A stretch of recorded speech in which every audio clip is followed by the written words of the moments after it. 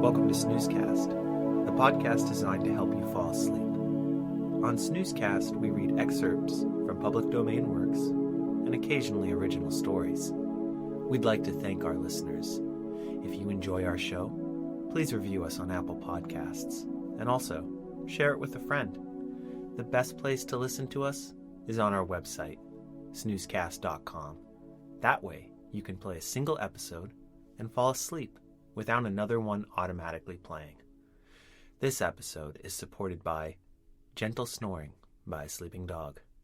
Tonight, I'll be reading part of a poem by Walt Whitman titled Song of Myself, found in his 1855 collection, Leaves of Grass. Song of Myself is considered one of the most influential poems in American history. Rather than being written in a structured, metered form, it is written in a rhythmic, chant-like quality through a series of vignettes written in the years preceding the Civil War. It is considered to be a rather democratic poem in that it draws all different kinds of people and places into itself and tries to forge them into a unity.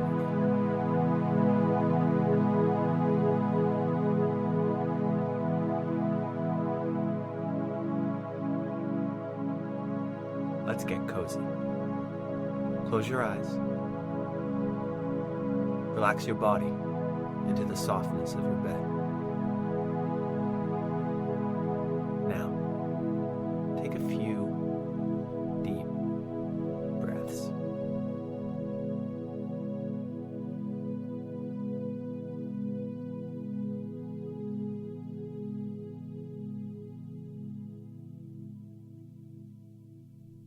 Song of Myself. 1.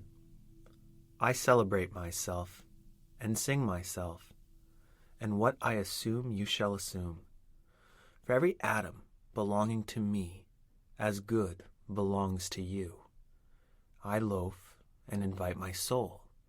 I lean and loaf at my ease, observing a spear of summer grass.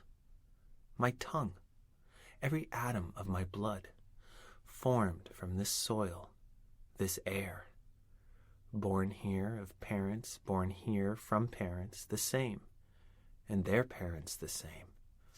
I, now 37 years old, in perfect health, begin, hoping to cease not till death. Creeds and schools in abeyance, retiring back a while, sufficed at what they are, but never forgotten. I harbor for good or bad. I permit to speak at every hazard. Nature without check, with original energy. 2. Houses and rooms are full of perfumes. The shelves are crowded with perfumes. I breathe the fragrance myself, and know it, and like it. The distillation would intoxicate me also, but I shall not let it. The atmosphere is not a perfume. It has no taste of the distillation. It is odorless. It is for my mouth forever. I am in love with it. I will go to the bank by the wood and become undisguised and naked. I am mad for it to be in contact with me. The smoke of my own breath, echoes, ripples, buzzed whispers, love root, silk thread, crotch and vine. My respiration and inspiration, the beating of my heart, the passing of blood and air through my lungs, the sniff of green leaves and dry leaves, and of the shore, and dark-colored sea rocks, and of hay in the barn.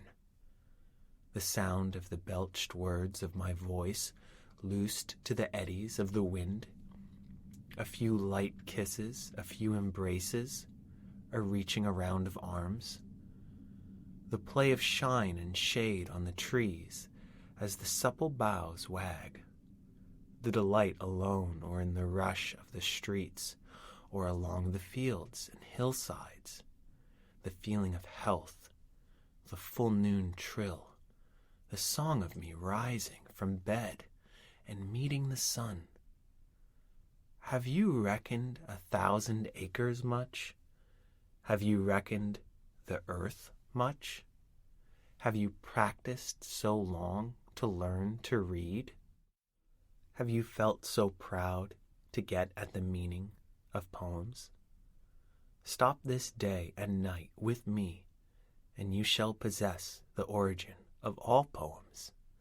You shall possess the good of the earth and sun. There are millions of suns left. You shall no longer take things at second or third hand, nor look through the eyes of the dead, nor feed on the specters in books. You shall not look through my eyes either, nor take things from me. You shall listen to all sides and filter them from yourself. 3. I have heard what the talkers were talking, the talk of the beginning and the end. But I do not talk of the beginning or the end.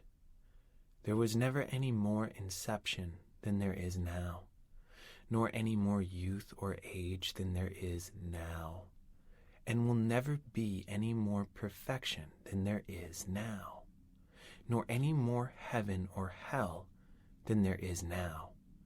Urge and urge and urge, always the procreant urge of the world. Out of the dimness, opposite equals advance, always substance and increase, always a knit of identity, always distinction, always a breed of life.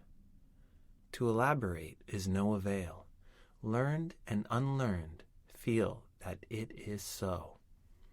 Sure, as the most certain sure, plumb in the uprights, well entreated, braced in the beams, stout as a horse, affectionate, haughty, electrical, I in this mystery, here we stand. Clear and sweet is my soul, and clear and sweet is all that is not my soul.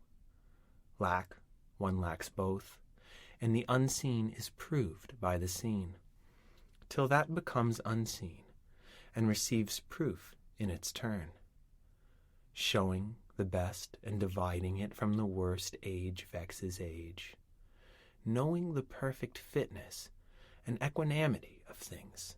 While they discuss, I am silent, and go bathe and admire myself. Welcome is every organ and attribute of me, and of any man hearty and clean. Not an inch, nor a particle of an inch is vile, and none shall be less familiar than the rest. I am satisfied, I see, dance, laugh, sing, as the hugging and loving bedfellows sleep at my side through the night, and withdraws at the peep of the day with stealthy tread, leaving me baskets covered with white towels, swelling the house with their plenty. Shall I postpone my acceptation and realization and scream at my eyes, that they turn from gazing after and down the road, and forthwith cipher and show me to assent? Exactly the value of one, and exactly the value of two, and which is ahead. 4. Trippers and askers surround me, people I meet, the effects upon me of my early life, or the ward and city I live in, or the nation, the latest dates, discoveries, inventions, societies, authors, old and new, my dinner, dress, associates, looks, compliments, dues, the real or fancied indifference of some man or woman I love, the sickness of one of my folks or of myself, or ill-doing or loss, or lack of money, or depressions, or exaltations, battles, the horrors of fratricidal war, the fever of doubtful news, the fitful events. These come to me days and nights and go from me again, but they are not the me, myself. Apart from the pulling and hauling stands what I am, stands amused, complacent, compassionating, idle, unitary, looks down, or bends an arm on the impalpable certain rest, looking with side-curved head curious what will come next, both in and out of the game, and watching and wondering at it. Backward I see in my own days, where I sweated through fog with linguists and contenders. I have no mockings or arguments. I witness and wait. 5. I believe in you, my soul. The other, I must not abase itself to you, and you must not be abased to the other. Loaf with me on the grass. Loose the stop from your throat. Not words, not music or rhyme I want, not custom or lecture, not even the best, only the lull I like, the hum of your valved voice. I mind how once we lay such a transparent summer morning, how you settled your head athwart my hips and gently turned over upon me.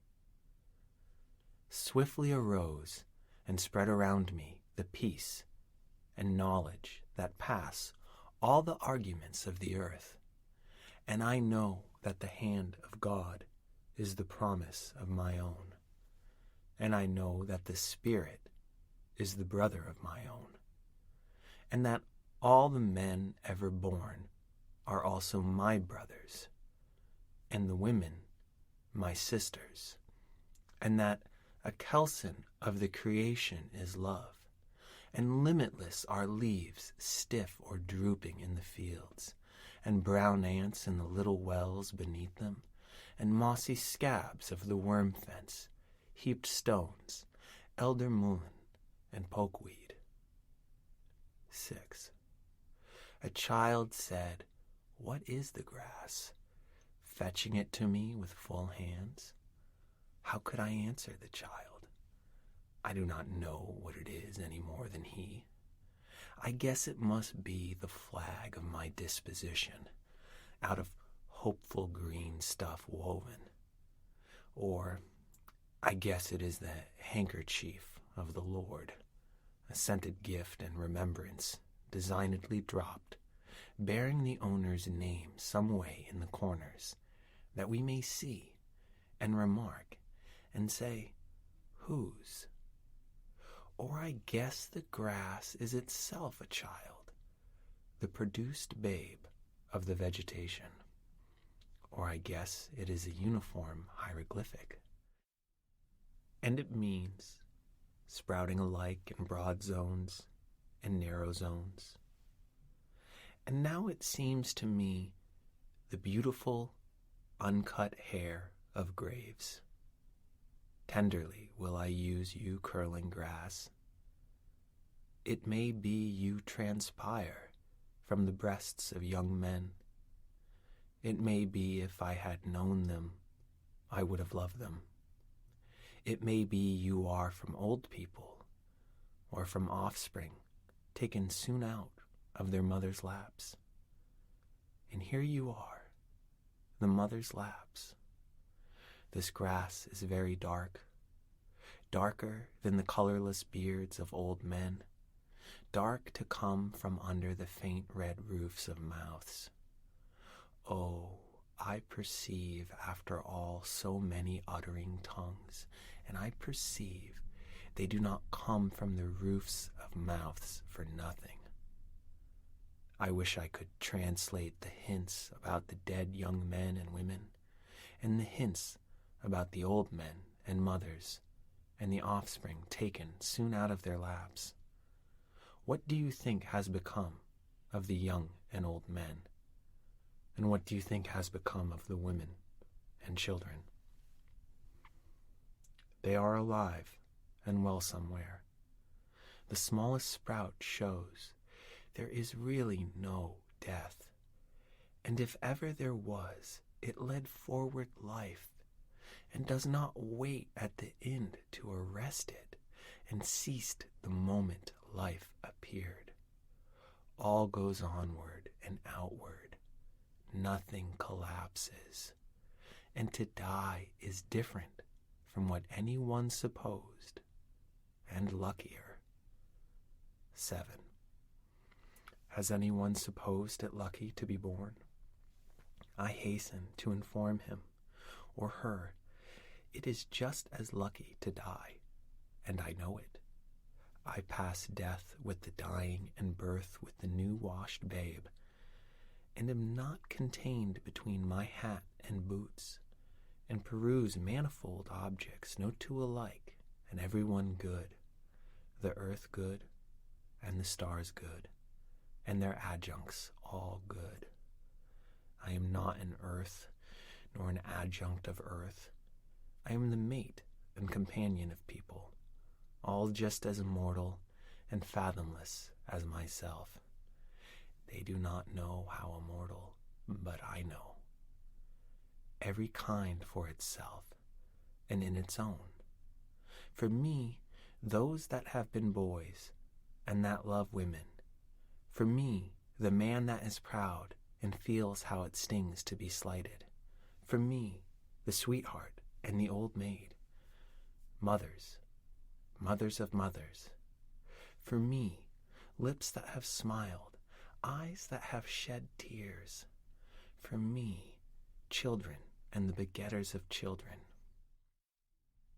Alone, far in the wilds and mountains, I hunt, wandering amazed at my own lightness and glee. In the late afternoon, choosing a safe spot to pass the night, falling asleep on the gathered leaves with my dog by my side. The Yankee Clipper is under her sky sails. She cuts the sparkle and scud.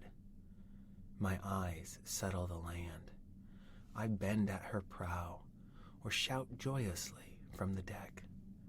The boatmen and clam diggers arose early and stopped for me. I tucked my trouser ends in my boot and went and had a good time. You should have been with us that day round the chowder kettle. I saw the marriage of the trapper in the open air in the far west. Space and time. Now I see it is true. What I guessed at. What I guessed when I loafed on the grass. What I guessed while I lay alone in my bed.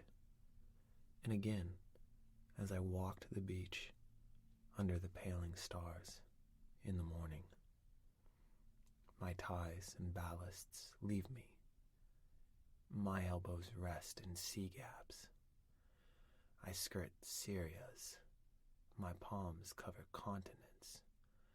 I am afoot with my vision.